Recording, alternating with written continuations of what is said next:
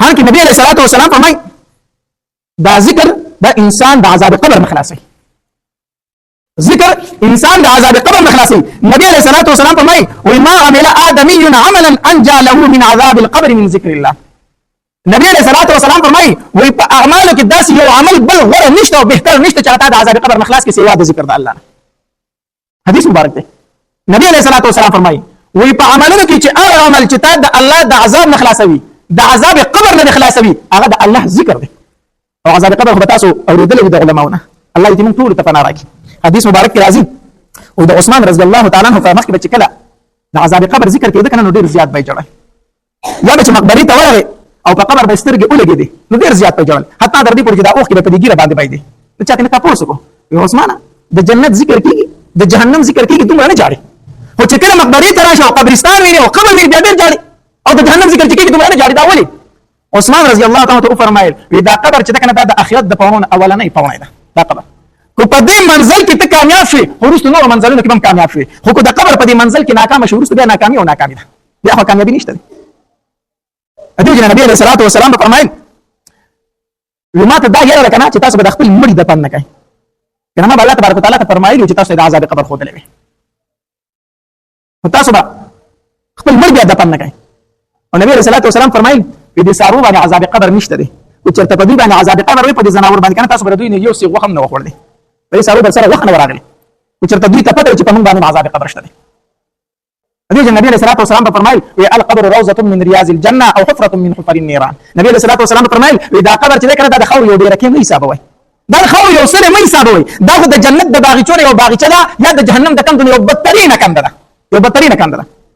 حدیث مبارک راځي نبی علیہ الصلوۃ والسلام فرمایي وای کله چې نیکمل انسان په قبر کې خود شي نیکمل انسان په کې خود شي دا قبر ورته وای زما پشا زما پملا چې څومره خلک ګرځیدل کنه په ټول کې ماته تخوخوي او ما وی چې ته کله زما غېږ راځي نن زما غېږ راځي ته ګور زستا سره څومره خسلوک کومه حدیث مبارک راځي وای د جنت بستر ورته وګړول شي د برنه आवाज وشي البسوه من الجنه وافرشوه من الجنه وافتحوا له بابا من ابواب الجنه د جنت جامع ورته واغوندوي د جنت بستر ورته ورکای او د جنت د طرف نه یو کړکۍ ورته کولاو چې د خوشبويانه ورته راځي او دا قبر کې کولو شي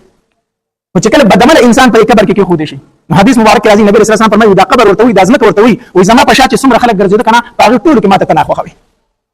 زکه چې د دې زکه باندې چې ولي کولا خدای کو غیبت کو زنا کولا غلا کولا هر قسم ګناه د دې زمکه کولا نو کله چې انسان په دې زمکه باندې ګناه کوي د زمکه ته خیری کوي ښا د زمکه ته ډیر زیات تکلیف ملایي د انسان د ګناه د وجه نو د زمکه ورته وي زما په شاته څومره خلک ګرځي په هغه ټول کې تمه تناخ خوي نن ته زماغه کې ترالی د ګور جستا سره څه کومه حدیث مبارک راځي د ازمکه په داسې راجوخته شي راتنګ پېشي نبی رسول الله والسلام د خپل مبارک ګوتې په بل کې داسې ورکړي وې د چې د پخته په بل کې داسې ورننوځي لکه څنګه چې زما د ګوتې مبارک په بل کې ورالي چې په بل کې داسې ورننوځي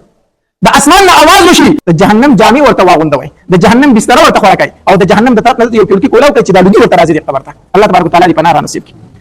د حدیث مبارک راځي نبی علیہ الصلوۃ والسلام فرمایي وې یو کم سل اجدهاګانی په باندې مسلط شي یو کم سل اجدهاګانی هغه باندې مسلط شي او د تر قیامت پورې چی او نبی علیہ الصلوۃ والسلام فرمایي وې د دې اجدهاګانو نه کو چرته یو اجدها دنیا ته رااله او دنیا کې پوکي سي رپو دا غي پوکي به دومره زهري چې په مخ د ځمکه به چرته شینکې زرغون نشي داسې خطرناک اجدهاګانی او ماران دي نو نبی علیہ الصلوۃ والسلام فرمایي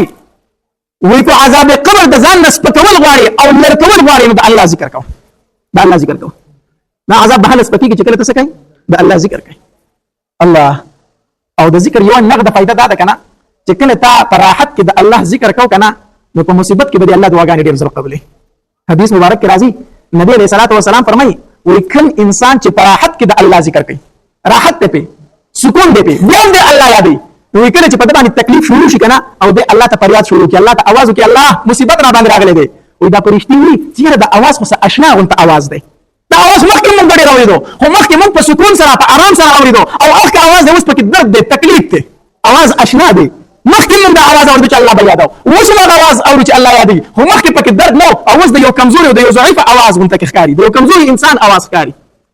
نو چې معلومات کوي او دا هغه انسان دی چې الله به ډېر یادو خو نن په تکلیف راغلی دی نن څه راغلی تکلیف راغلی نو دا پرشتي الله ته د دې انسان سفارش شروع کی وی الله چې کله په سکون کې کله په آرام کې ته ډېر یاد کړی الله اوس په مصیبت ته تکلیف کې الله دا تکلیف نه لري کا د دې انسان پرشتي الله ته بیا سفارش کوي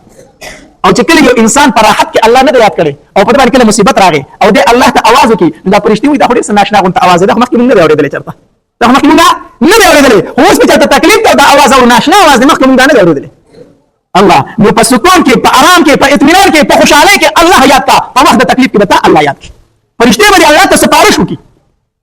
الله نو یو خو دا نغده پیدا په دنیا کې دا ده چې کله ته د الله ذکر کوي الله یادوي، په مصیبتونو کې به الله بیا تا یادوي. ښه په مصیبتونو کې به مونږ باندې مصیبت دا دی، الله دې زموږ په حال باندې رحم وکړي.